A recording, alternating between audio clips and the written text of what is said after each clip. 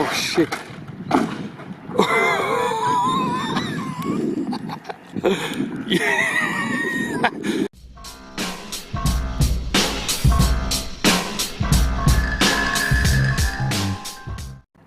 What's up everyone? Steve here again from RC Tanks and Trucks 24/7, here with another speed test video. This time it's the new and improved Cheetah JLB Racing, and this is 120 amp edition. I've also done the 21101 with the same ESC, and that got up to 105 kilometers an hour on 4S. So hopefully this can do something similar. So let's get a 3S in there that came with it, and then we'll stick the 4S and see if we can break something or get a better top speed. And this guy is absolutely brand new. I haven't even run it yet. So I made sure that these wheel nuts are tightened, because I've run these a couple other times with the older model on the 80 amp version, and I kept losing a wheel nut. But these are the different style or traditional style wheel nuts, so hopefully these are much better than the old dome style that the other one had. But let's get the body on and see how we go. All right, we're cooking with gas now. Let's see how it goes.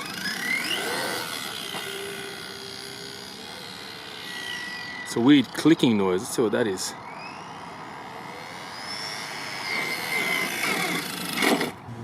Yeah, I don't know what that noise is coming from the rear of the car, but not in the differential, so don't know. Whatever, let's see what it gets.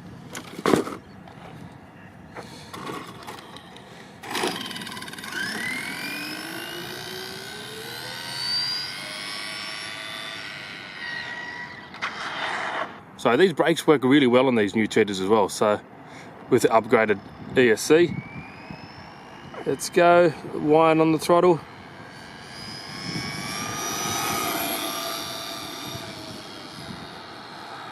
There we go, let's get another flat stick pass.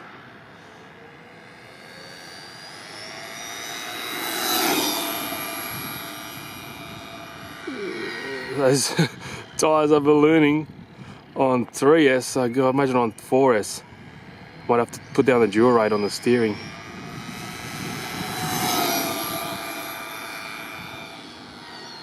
That's definitely a couple of full throttle runs, so we'll see what that gets, and I'll see if I can find out what that clicking noise is. So there we go, 81 kilometers an hour, stock 3S battery that came with the car. This motor is not even remotely warm. Everything seems good. So 81 kilometers an hour, pretty cool. Let's put the 4S in there and hope everything goes all right. All right, guys, couldn't find the issue or where that tick is from. It definitely isn't from the diffs, which is a good thing. It's somewhere, I think, near the spur, or I think maybe it sounds like a bit of plastics hitting something or whatever. I'm not going to fix it now, and yeah, probably going to break it here anyway. 4S power is in with the Fluorion 4500 milliamp hour battery. Let's get the trims all set up. I might actually put down these dual rates a little bit, just so it's not so touchy at full speed, because you know these things get a little bit hairy at that speed. There we go. Everything looks cool.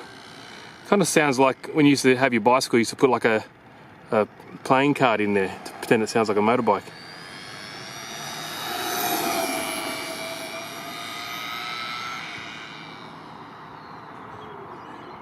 And one thing I noticed about these, they're so quiet, especially with this new ESC.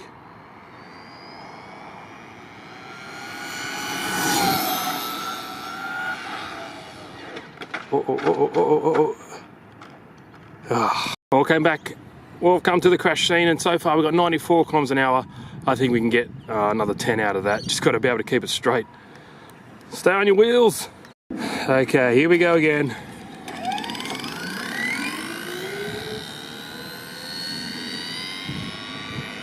Now I'm going to start all the way back there. You guys might think, oh, it's easy to do a speed test. It really isn't, because with these anyway, you got to wind it up, because these tyres become like such pizza cutters. And so what am I doing? Right, here we go. Concentrate, keep it in a straight line. How hard can it be?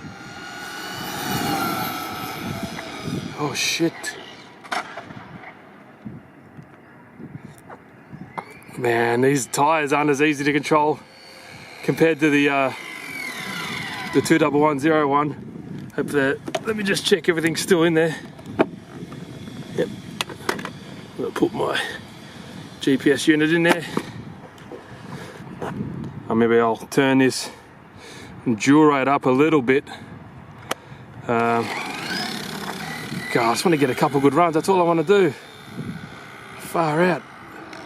Because I think it will get close to the 21101 really, because that was 105 from memory.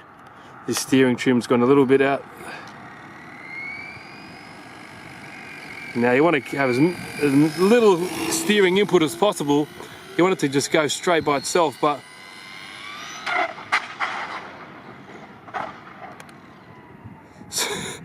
so you just, man, it's hard. This ESC has much better braking than the original.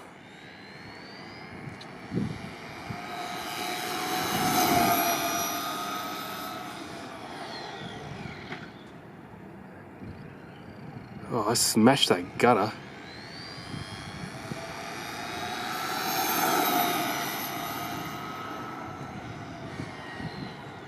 And when you brake, because you're changing the actual shape of the tyre, it pulls to one side.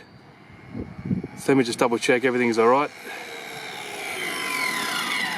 Especially with the, all I'm concerned about mainly is my GPS unit is still in there.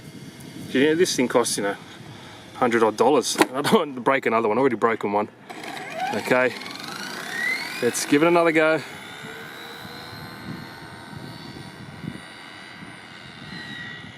All the way down. Ah, well, if it ends in tears, it ends in tears, eh?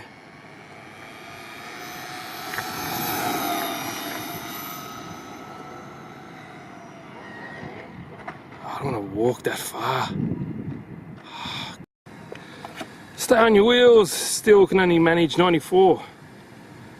Now I'm not going to be happy until I break something or get into the 100km/h mark or 60 mile an hour for you guys in the US. So come on, amateur hour. And problem is when it gets to that high speed, it lifts up and yeah, you not need like a brick in the front or something.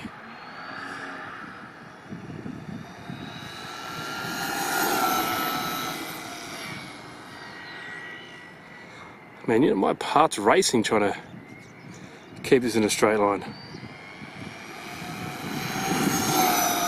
Oh shit.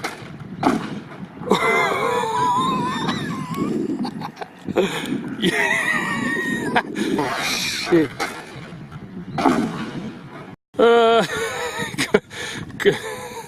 Call me crazy. There's my tyre marks from my JLB on my on my car. Here is some damage. Good old twisted wishbone. There we go. And yeah, that's this is the back, not the front, so that shouldn't be steering. What did we get on the speed? Average, I want to see an average. Peak, not altitude. 92. Man. Yeah, so that was all in good fun. No one got hurt, no cars got damaged.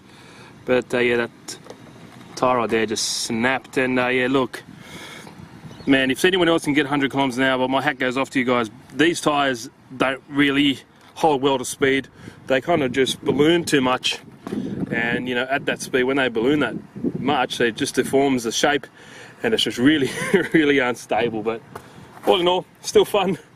I hope I got that crash on footage. But anyway, guys, like the video, give it a thumbs up. If you haven't subscribed, please do so. And you want to go check it out, the link is in the description. Thanks, guys.